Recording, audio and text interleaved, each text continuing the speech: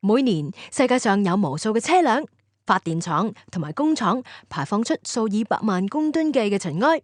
二氧化硫同埋氧化氮去到大氣圈。呢啲氣體同埋粒子響大氣圈中不斷擴散同埋轉變，有一啲咧會以固體酸性微粒落響地面，另外一啲咧就會同雲裏邊嘅水汽結合，以酸雨、雪同埋雹等等嘅降水形式咧去到地面。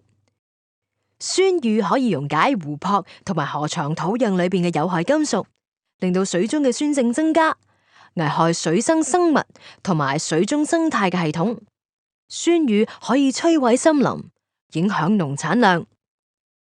另外，由於酸雨可以腐蝕水管，有毒嘅金屬就有機會融入飲用嘅水中，影響我哋嘅健康啦。